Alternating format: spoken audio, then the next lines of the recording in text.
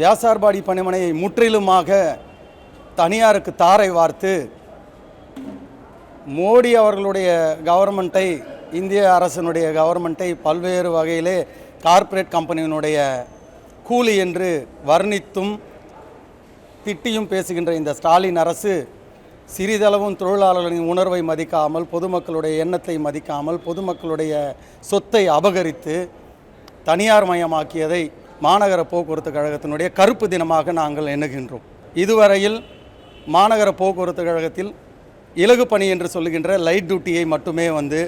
ஸ்டாலினுடைய சபரீசனுடைய கம்பெனியான ஸ்டால்வால்ட் என்கிற கம்பெனி மூலமாக, பினாமி கம்பெனி மூலமாக அபகரித்து இதுவரை நடத்தி கொண்டு இன்று முற்றிலுமாக போக்குவரத்து பணியாளருடைய அத்தனை பணியையும், பேருந்துகளையும், பணிமனையையும் அனைத்தையுமே கபலீகரம் செய்திருக்கின்ற இந்த ஸ்டாலினுடைய அரசுக்கு நாங்கள் வன்மையாக கண்டனத்தை தெரிவித்துக் கொள்கிறோம்.